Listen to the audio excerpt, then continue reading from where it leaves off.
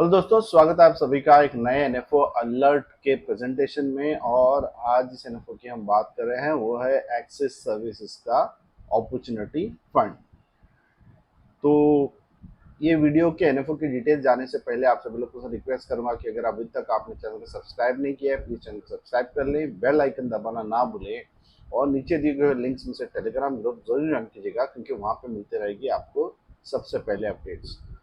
तो वीडियो में जानने के पहले सबसे पहले इंपॉर्टेंट है disclaimer. Mutual fund investments are subject to market risk, read all scheme related documents carefully.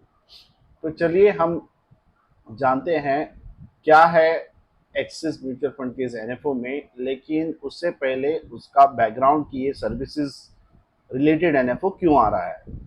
तो सर्विसेज की जब आप बात करें तो कौन कौन सी सर्विसेज हमारे दिमाग में आती है। ऑनलाइन शॉपिंग की, आपके power sector, mobile banking, loans, insurance, restaurants, media entertainment, travel, home delivery, internet, hospital वगैरह।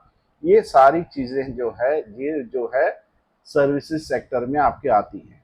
तो ये पर्टिकुलर एनएफओ है इन सारी सर्विसेज को इंक्लूड करने वाला है।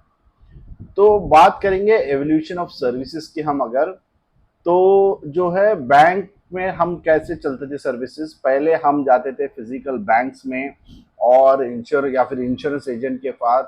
फिर अपनी जो आज की डेट में जो चेंजेस आ गए हैं उसमें कि आप नेट बैंकिंग से या फिर एलआईसी के प्रीमियम्स वगैरह आपको भरने हैं तो ऑनलाइन आपका यूपीआई पेमेंट्स वगैरह हो चुके हैं। तो जहाँ पे हम घंटों लगाते थे बैंक में जाके फिजिकली लाइनों में कतारों में खड़े रहना और फिर जाके सर्विसेज मिलना, आज हम घर पे बैठ के ये सारी चीज़ें अपने मोबाइल या लैपटॉप से अवेल करते हैं। फिर बात करें रिटेल की, तो जब भी हमें कुछ शॉपिंग करना था तो हम या तो मॉल्स में या बाजार में जाते थे और फिजिकल स्टोर से जाके खरीदी करते थे। लेकिन आज दौर है ऑनलाइन शॉपिंग का। वर्चुअल एक्सपीरियंस के साथ में लगभग हर चीज़ हम ऑनलाइन शॉप करते हैं। फिर अगर हम टेक्नोलॉजी की बात करें तो बैंक के बाद में जो नेक्स्ट दौर आया वो था एटीएम स्टार्ट हो गए। तो it was made life more convenient हमारे लिए। हम एटीएम से जाके पैसे निकालने लगे। लेकिन आज जब आपको पेमेंट करना है तो आपको एटीएम की ज़रूरत नहीं है। आप जो पेमेंट्स है सीधा अपने डिजिटल वैलेट्स, जीपे, फोन पे वगैरह से आप कर रहे हैं। हॉस्पिटैलिटी सेक्टर की अगर बात करें तो जब भी कोई ओकेजन या आपको खाना खाने का दिल करता था, आप रेस्टोरेंट्स में जाते थे या फिर रोज़मर्रा की ग्रोसरी की चीज़ें चाहिए तो आप ग्रोसरी जाके फिजिकल लाते थे। क्विक कॉमर्स के ज़माने में आपको अभी फूड डिलीवरी एप्स जैसे कि जोमेटो, स्विगी वगैरह से खाना ही नहीं बल्कि ग्रोसरी भी आइटम्स आपके घर पे डिलीवर हो जाती है। हेल्थ केयर की अगर बात करें तो अभी भी नो डाउट कि लोग जाके फिजिकल कंसल्टेशन कर सकते हैं। लेकिन ड्यू टू इंटरनेट और ये अब रिमोट पेशेंट मॉनिटरिंग का भी ज़माना आ चुका है। एंड एंटरटेनमेंट सेक्टर की बात करें तो एंटरटेन में हम सिनेमा हॉल जाते थे या फिर कोई ड्रामा या थिएटर में जाके या कोई पड़ोसी गांव में नाटक या चीज़ें होती थी।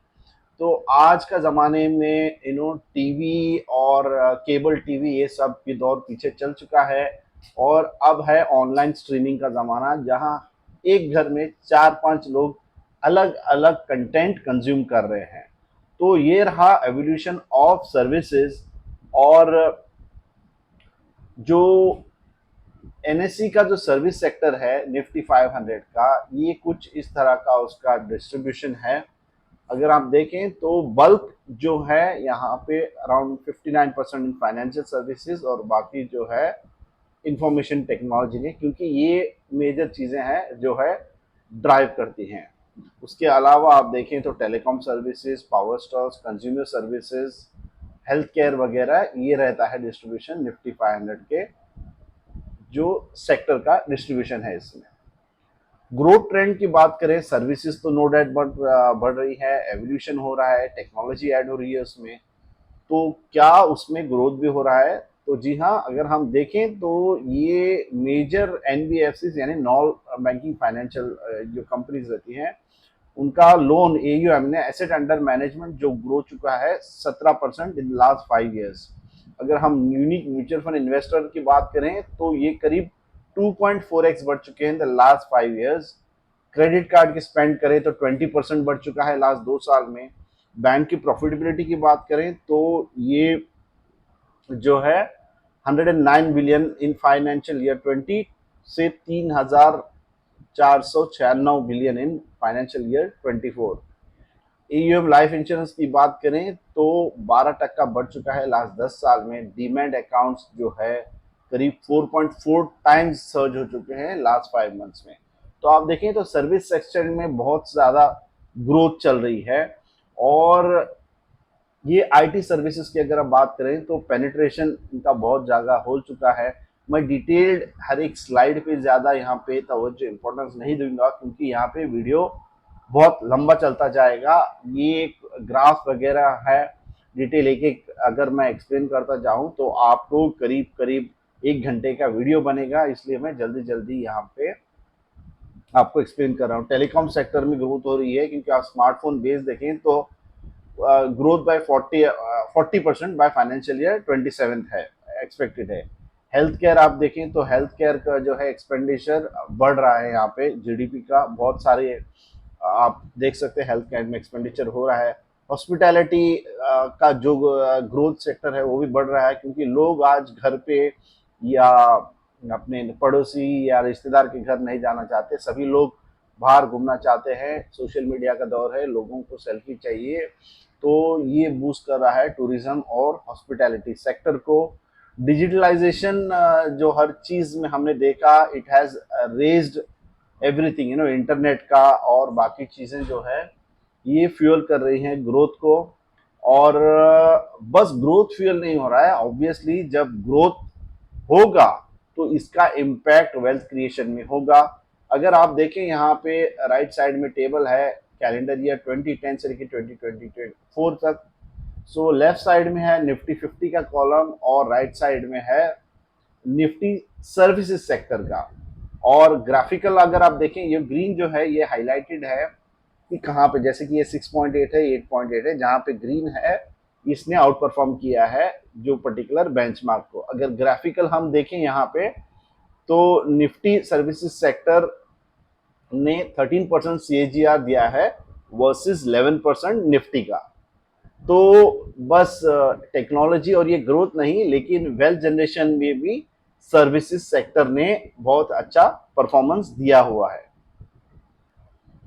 तो ये रहा हमारा बैकग्राउंड जो है कि क्यों सर्विसेज सेक्टर जो है वो इम्पोर्टेंट है और क्यों जो है एक्सिस म्यूचुअल फंड लेके आ रहा है एक सर्विसेज बेस्ड अपॉर्चुनिटी फंड। तो पहले बात करते हैं how will the fund be manage. Please do not कि ये जो पर्टिकुलर ग्राफिक्स कंटेंट है ये पूरा एक्सिस म्यूचुअल फंड का है, इसमें कोई एडिशन नहीं है। हाँ, कुछ स्लाइड्स मैंने चूज नहीं किए क्योंकि वीडियो जो है बहुत लंबा चला जाएगा। तो ये है फंड सिलेक्शन की जो फिलोसफी एक्सिस म्यूचुअल फंड की। ये फ्लेक्सी कैप का जो अप्रोच है वो लार्ज यूनिवर्स फॉलो होगा, फिर एक्टिव मैनेजमेंट से उसमें सिलेक्शन होगा और बॉटम अप अप्रोच होगा, और जो इन्वेस्टिंग स्टाइल है वो क्वालिटी स्टाइल फोकस में रहेगी। Wine invest in services now, मैं ऑलरेडी आपको पीछे एग्जांपल दे चुका हूँ। In general better place valuations की आज की डेट में वैल्यूएशंस बहुत ही अच्छी है। हायर अर्निंग जिसका हम एग्जांपल देख चुके हैं। Expected PAT to also increase over year और इम्प्रूव प्रॉफिटेबिलिटी। ऑब्वियसली सम चीज हम प्रॉफिटेबिलिटी के लिए करते हैं। सर्विसेज सेक्टर्स की ग्रोथ पोटेंशियल की बात करें, पॉलिसी सपोर्ट RBI बहुत पुश कर रहा है क्रेडिट ग्रोथ पे। मेक इन इंडिया का बहुत सपोर्ट है गवर्नमेंट के। टूरिज्म इंफ्रास्ट्रक्चर फाइनलाइजेशन और बहुत सारे हेल्थ केयर सर्विसेज में इसमें पॉलिसी में ये है। फिर बात करें कंपेटिटिव एडवांटेज की कि इंडिया का जो आईटी सेक्टर है, we have a large pool of relatively low cost skilled English speaking manpower, ये जो हमारी पहुंच है। Second, we have a high young population जो है, ये भी जो है बहुत सपोर्ट करेगा सर्विसेज सेक्टर में। फिर increasing investment, 100% FDI in financial sector activity under automatic route move power sector investment opportunities यहाँ पे। और there is a robust demand. India's software industry is expected to reach $1 trillion by 2030. तो यहाँ पे growth की opportunity भी है, demand भी है। तो इस वजह से ये पर्टिकुलर NFO का जो कैटेगरी क्रिएट किया गया है। तो जो फंड की फैक्ट्स की बात करें तो ये कैटेगरी है थीमेटिक की, और इसका जो बेंचमार्क इंडेक्स रहेगा वो रहेगा निफ्टी सर्विसेज सेक्टर्स। और इसके fund manager mister Sachin Relekar, mister Shreyas Devalkar and M S Krishna Narayan for foreign securities. Typical investment horizon recommended है इसका 5 साल। मिनिमम एप्लीकेशन अमाउंट जो है वो है ₹100। Exit load if redeemed or switch within 1 year or 10% for investments nil for remaining LMS। ये 1 साल के बाद में आपको कोई एग्जिट लोड नहीं रहेगा। एनएफओ की लॉन्च डेट जो है वो है 4 जुलाई से लेकिन 18 जुलाई तक। इस पर्टिकुलर एनएफओ में अगर इन्वेस्ट करना चाहते हैं तो स्क्रीन पे दिए हुए नंबर पे आप मुझे कांटेक्ट कर सकते हैं। और अगर हम एक इसकी बात करें रिस्कोमीटर की, तो फंड और सेक्टर दोनों ऑब्वियसली इक्विटी बेस है, तो ये आपको हाई रिस्क दिखाएगा। तो उम्मीद है आपको वीडियो पसंद आया होगा। वीडियो को लाइक करें, चैनल को सब्सक्राइब करें। आप इनमें से कोई भी चैनल से मुझे कनेक्ट कर सकते हैं और इन्वेस्टमेंट्स के लिए आप मुझे संपर्क कर सकते हैं। तो मिलते हैं अगले वीडियो में, तब तक के लिए अपना ख्याल रखें और हैप्पी इन्वेस्टिंग।